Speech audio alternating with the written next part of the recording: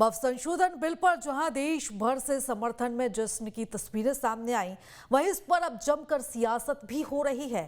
कांग्रेस इसे बीजेपी का एजेंडा बता रही है, तो वहीं बीजेपी का कहना है कि बिल गरीब मुस्लिम समाज के लोगों के लिए लाया गया है। देखिए रिपोर्ट। ये तय आगे होगा कि देश संविधान से चलेगा या ओवरलैपिंग जो कॉन्स्टिट्यूशन के धाराओं की हो रही है उसके हिसाब से बीजेपी की मनमर्जी से चलेगा।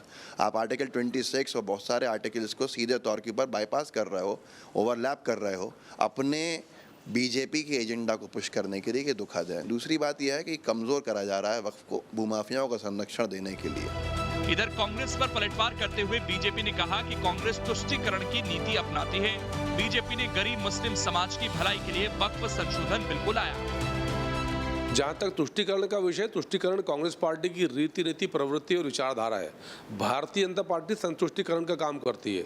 इस वक्फ के बिल में जो संशोधन है वो पारदर्शिता के लिए, प्रॉपर्टी के उचित प्रबंधन के लिए और जिस भाव और भावना से दान किया जाता है कि गरीब मुसलमान भाई बहन को उसका लाभ मिले, उस भाव के साथ ये आदेश लाया गया है।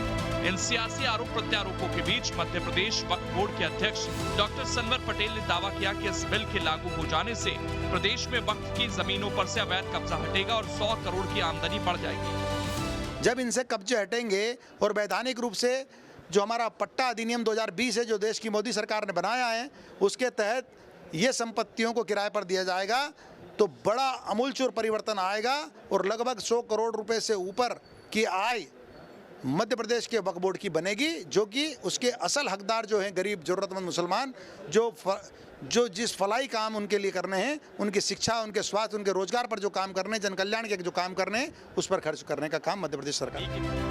कुल मिलाकर देखें तो वक्फ संशोधन बिल के लोकसभा में पास हो जाने पर देश भर से प्रतिक्रियाएं आ रही हैं। कुछ लोग इसे अच्छा बताकर जश्न मना रहे हैं तो कुछ लोग इस विधेयक के पास हो जाने से खुश नहीं।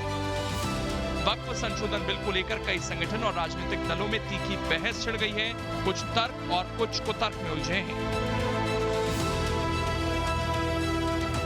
Team news state.